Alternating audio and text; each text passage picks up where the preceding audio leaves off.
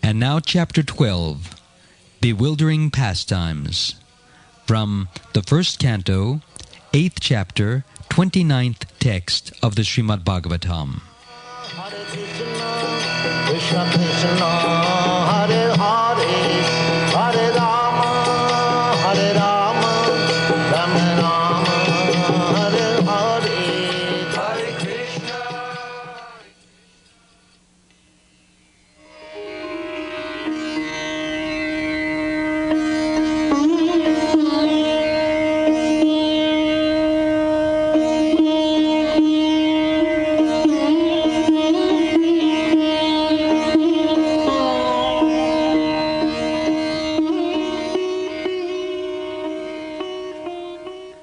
Naveda kaschid bhagavam shikirshitam tave hamanasya nirnam vidambanam nayasya kaschid dayatosti karichid dveshyascha yasmin vishamamatir nirnam.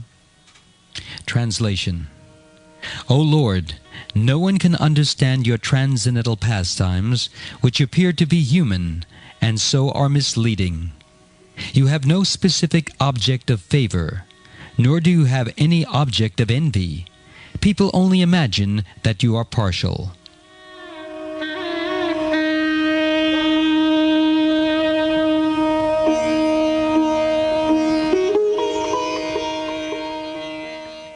The Lord's mercy upon the fallen souls is equally distributed. He has no one as the specific object of hostility. The very conception of the personality of Godhead as a human being is misleading. His pastimes appear to be exactly like a human being's, but actually they are transcendental and without any tinge of material contamination. He is undoubtedly known as partial to his pure devotees, but in fact he is never partial, as much as the sun is never partial to anyone. By utilizing the sun rays, sometimes even the stones become valuable, whereas a blind man cannot see the sun, although there are enough sun rays before him. Darkness and light are two opposite conceptions, but this does not mean that the sun is partial in distributing its rays. The sun rays are open to everyone, but the capacities of the receptacles differ. Foolish people think that devotional service is flattering the Lord to get special mercy. Factually, the pure devotees who are engaged in the transcendental loving service of the Lord are not a mercantile community. A mercantile house renders service to someone in exchange for values. The pure devotee does not render service unto the Lord for such exchange, and therefore the full mercy of the Lord is open for him. Suffering and needy men, inquisitive persons, or philosophers make temporary connections with the Lord to serve a particular purpose. When the purpose is served, there is no more relation with the Lord. A suffering man, if he is pious at all, prays to the Lord for his recovery. But as soon as the recovery is over, in most cases, the suffering man no longer cares to keep any connection with the Lord. The mercy of the Lord is open for him, but he is reluctant to receive it. That is the difference between a pure devotee and a mixed devotee. Those who are completely against the service of the Lord are considered to be in abject darkness. Those who ask for the Lord's favor only at the time of necessity are partial recipients of the mercy of the Lord. And those who are 100% engaged in the service of the Lord are full recipients of the mercy of the Lord. Such partiality in receiving the Lord's mercy is relative to the recipient, and it is not due to the partiality of the all-merciful Lord.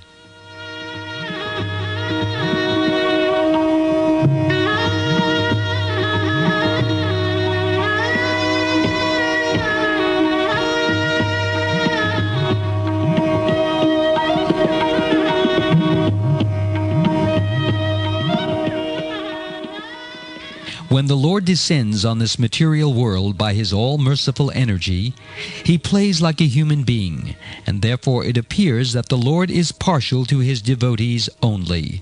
But that is not a fact. Despite such an apparent manifestation of partiality, His mercy is equally distributed.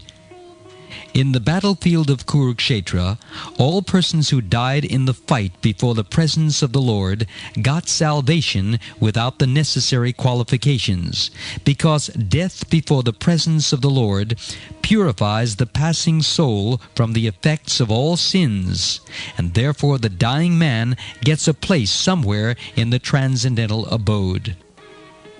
Somehow or other, if someone puts himself open in the sun rays, he is sure to get the requisite benefit both by heat and by ultraviolet rays. Therefore, the conclusion is that the Lord is never partial.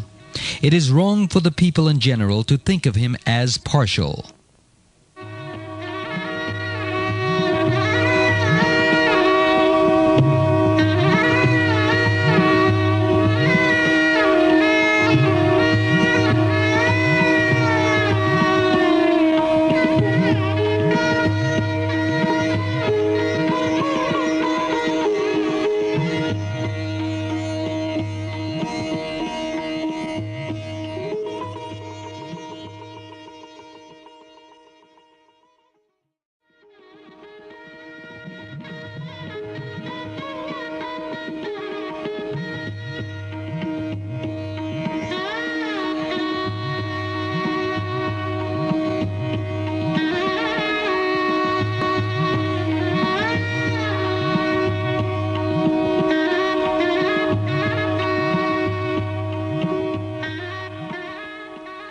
The Lord says in the Bhagavad Gita, chapter 4, text 8, Paritranaya sadhunam vinashaya cha duskritam dharma samstapanartaya sambhavami yuge yuge.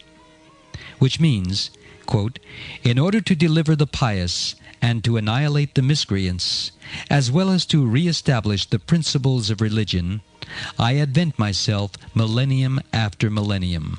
Unquote. When God incarnates, He has two missions: to vanquish the demons and deliver the sadhus, the faithful devotees. The word sadhunam, which means saintly persons, refers to devotees. It has nothing to do with worldly honesty or dishonesty, morality or immorality. It has nothing to do with material activities. Sometimes we may think that the word sadhu refers to a person who is materially good or moral, but actually the word sadhu refers to one who is on the transcendental platform. A sadhu, therefore, is a devotee, because one who engages in devotional service is transcendental to material qualities. Sagunan samatityaitan.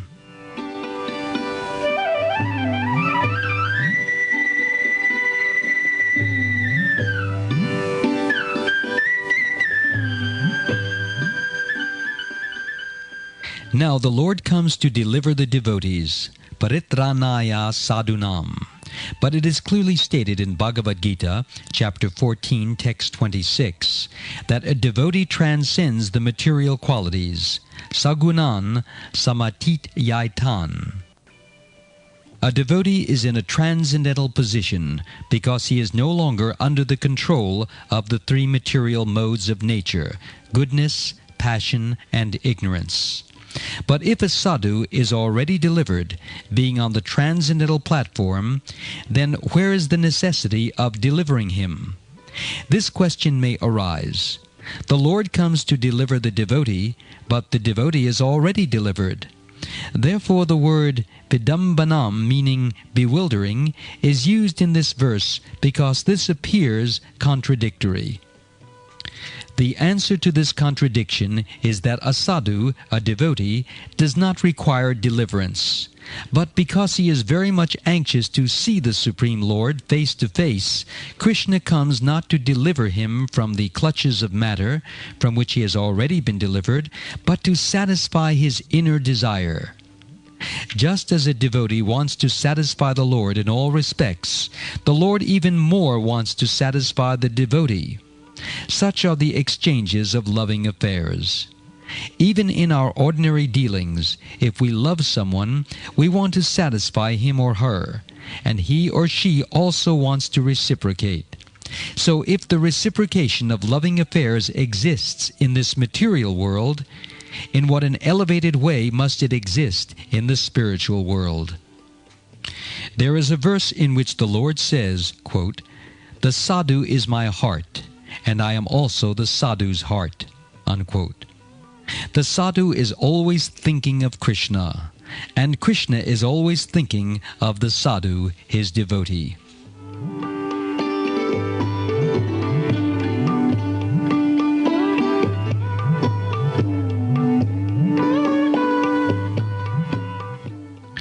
The appearance and disappearance of the Lord within this material world are called chikirshitam, pastimes. It is Krishna's pastime that he comes. Of course, when the Lord comes, he has some work to perform, to protect the sadhu and kill those who are against the sadhu.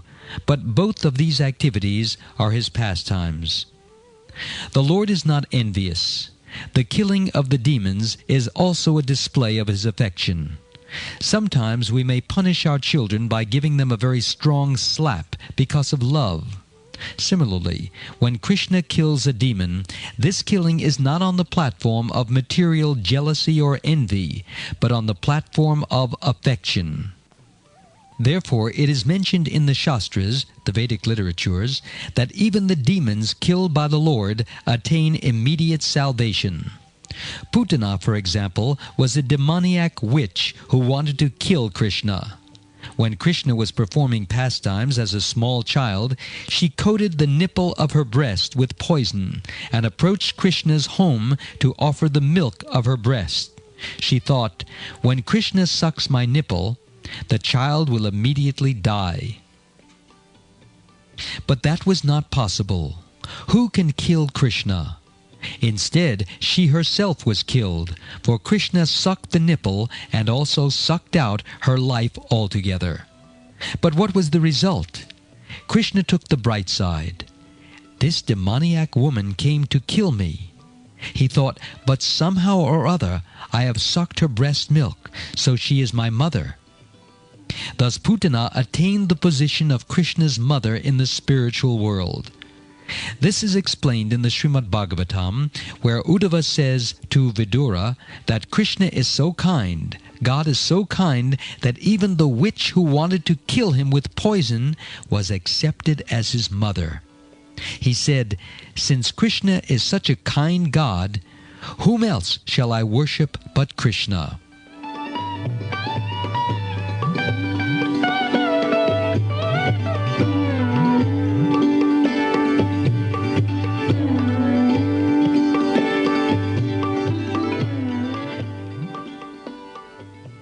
Kunti Devi says, "Nayasya kaschid dayata." The word dayata means favor. Krishna favors no one. Dveshyascha, and no one is his enemy. We expect some benediction or profit from a friend and harmful activities from an enemy. But Krishna is so perfect that no one can harm him, nor can anyone give him anything. So who can be his friend or enemy? Nayasya kaschid dayato sti. He doesn't need anyone's favor. He is complete. I may be a very poor man, and therefore I may expect some favor from a friend, but that is because I am imperfect. Because I am not full, because I am deficient in so many ways, I am always needy, and therefore I want to create some friend, and similarly I hate an enemy. But since Krishna is the Supreme, no one can harm Krishna, nor can anyone give Krishna anything. Why then are we worshipping Krishna in the temple by offering Krishna so many comforts, dressing him, decorating him, and giving him nice food? We should try to understand that Krishna does not need our offerings of nice garments, flowers, or food, but if we give such offerings to Krishna, we shall benefit. Thus it is Krishna's favor that he accepts such offerings. If one decorates oneself, one's reflection in a mirror will also appear decorated. Similarly, since we are reflections of Krishna, if we decorate Krishna, we also shall be decorated. In the Bible it is said that man was made in the image of God, and this means that we are reflections of God's image. It is not that we invent or imagine some form of God according to our own form. Those who adhere to the Mayavad philosophy of anthropomorphism say, "The absolute truth is impersonal, but because we are persons, we imagine that the absolute truth is also a person." This is a mistake, and in fact, just the opposite is true. We have 2 hands, 2 legs, and a head because God Himself has these same features. We have personal forms because we are reflections of God. Furthermore, we should philosophically understand that if the original person benefits, the reflection also benefits. So if we decorate Krishna, we also shall be decorated. If we satisfy Krishna, we shall become satisfied. If we offer nice food to Krishna, we shall also eat the same food.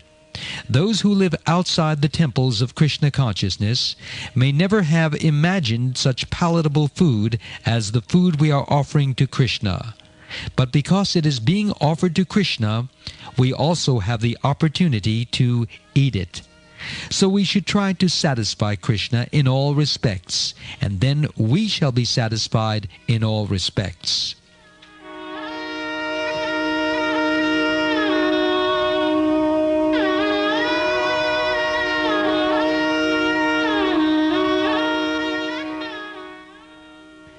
Krishna does not need our service, but He kindly accepts it. When Krishna asks us to surrender unto Him, Sarvadharman Parityajya Mam Ekam Sharanam Braja, this does not mean that Krishna is lacking servants, and that if we surrender, He will profit. Krishna can create millions of servants by His mere desire, so that is not the point. But if we surrender to Krishna, we shall be saved. For Krishna says, Aham tvam sarva papebhyo mokshayishyami. I shall free you from all sinful reactions. We are suffering here in this material world without any shelter. We even see many people loitering in the street with no aim in life. When we go walking by the beach in the early morning, we see many young people sleeping or loitering there, aimless, confused, and not knowing what to do. But if we take shelter of Krishna, then we shall know, oh, now I have found shelter. Then there will be no more confusion, no more hopelessness. I receive so many letters daily from people expressing how they have found hope in Krishna consciousness. Therefore, it is not a fact that Krishna descended here merely to collect some servants. Rather, He descended for our benefit. Unfortunately, however, instead of becoming Krishna's servants, we are becoming servants of so many other things. We are servants of our senses and the sensual activities of lust, anger, greed, and illusion. Actually, the whole world is serving in this way. But if we engage our senses in the service of Krishna, we shall no longer be servants of the senses, but masters of the senses. When we have the strength to refuse to allow our senses to be engaged other than in the service of Krishna, then we shall be saved.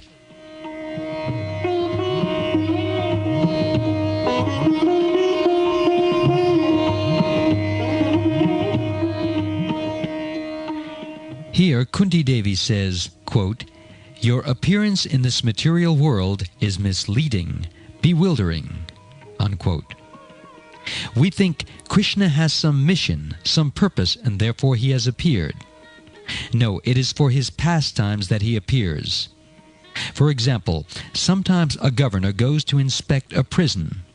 He gets reports from the prison superintendent, so he has no business going there, but still he sometimes goes, thinking, "Let me see how they are doing." This may be called a pastime, because he is going by his free will. It is not that he has become subject to the laws of the prison. But still, a foolish prisoner may think, "Oh, here the governor is also in prison, so we are equal. I am also governor." Rascals think like that. They say, "Because Krishna has descended as an avatara, I am also an avatara." So here it is said, "Naveda kaschid bhagavams chikirshitam." No one knows the purpose of your appearance and disappearance.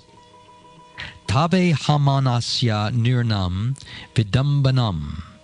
The Lord's pastimes are bewildering. No one can understand their real purpose. The real purpose of the Lord's pastimes is His free will. He thinks, "Let me go and see." He doesn't need to come to kill the demons. He has so many agents in the material nature that can kill them. For example, in a moment, he can kill thousands of demons merely by a strong wind.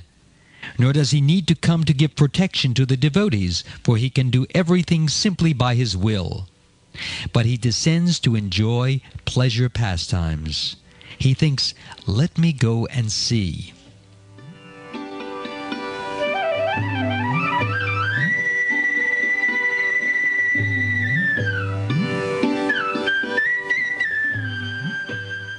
Sometimes Krishna even wants to enjoy the pleasure pastimes of fighting. The fighting spirit is also in Krishna. Otherwise, wherefrom have we gotten it? Because we are part and parcel of Krishna, all the qualities of Krishna are present in minute quantity within us. We are samples of Krishna. Wherefrom do we get the fighting spirit? It is present in Krishna. Therefore, just as a king sometimes engages a wrestler to fight with him, Krishna also engages living entities to engage in fighting. The wrestler is paid to fight with the king. He is not the king's enemy. Rather, he gives pleasure to the king by mock fighting. But when Krishna wants to fight, who will fight with him? Not anyone ordinary. If a king wants to practice mock fighting, he will engage some very qualified wrestler. Similarly, Krishna does not fight with anyone ordinary, but rather with some of his great devotees. Because Krishna wants to fight, some of his devotees come down to this material world to become his enemies and fight with him. For example, the Lord descended to kill Hiranyakashipu and Hiranyaksha. Should we think that these were ordinary living entities? No, they were the great devotees Jaya and Vijaya, who came to this world because Krishna wanted to fight. In the Vaikuntha world, the spiritual world, there is no possibility of fighting, because everyone there engages in Krishna's service. With whom will he fight? Therefore he sends some devotee in the garb of an enemy and comes here to this material world to fight with him.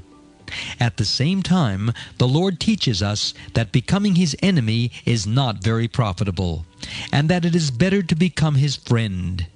Kunti Devi therefore says, "Na veda kaschid bhagavams chikirshitam." Quote, "No one knows the purpose of your appearance and disappearance." Unquote. Tabe hamanasya nirnam vidambanam, which means, you are in this world just like an ordinary human being, and this is bewildering.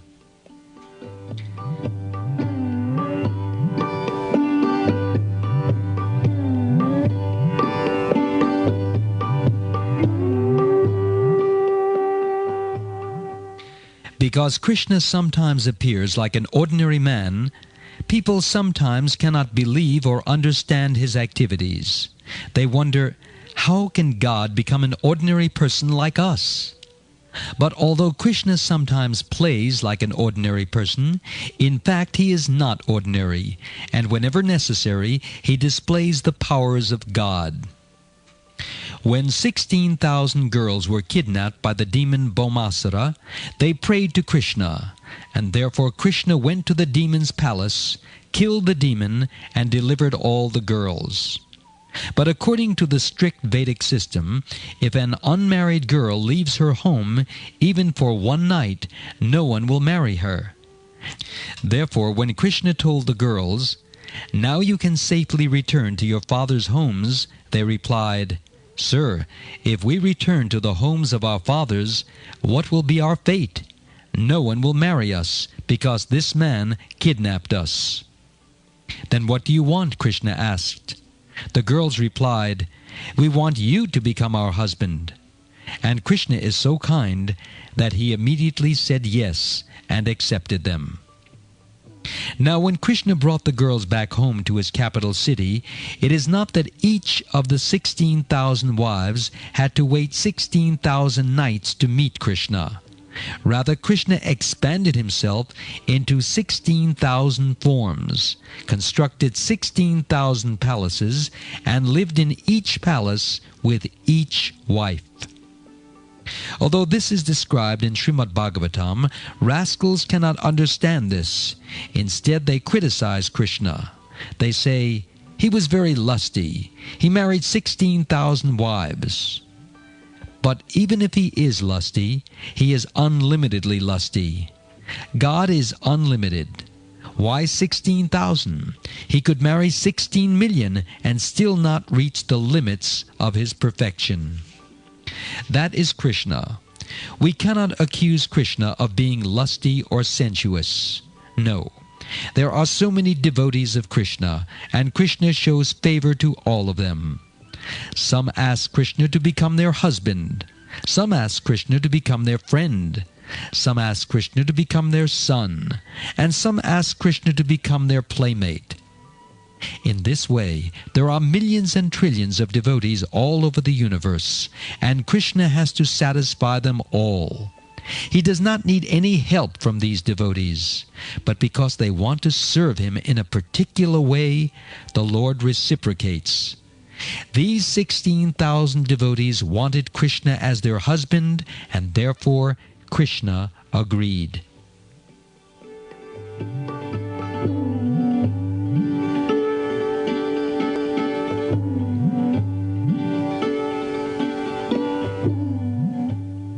Thus Krishna may sometimes act like a common man, but as God he expanded himself into 16,000 forms. Once the great sage Narad went to visit Krishna and his wives. He thought, "Krishna has married 16,000 wives. Let me see how he is dealing with them." Then he found Krishna living differently in each of the 16,000 palaces. In one palace he was talking with his wife. In another he was playing with his children. In another he was arranging for the marriage of his sons and daughters. And in this way he was engaged in varied pastimes in all of the 16,000 palaces. Similarly, in his childhood, Krishna played just like an ordinary child. But when his mother, Yashoda, wanted him to open his mouth so that she could see whether he had eaten dirt, within his mouth he showed her all the universes. This is Krishna. Although he plays just like an ordinary human being, when there is need, he shows his nature as God. To give another example, Krishna acted as the chariot driver of Arjuna. But when Arjuna wanted to see Krishna's universal form, Krishna immediately showed him a cosmic form with thousands and millions of heads, legs, arms, and weapons.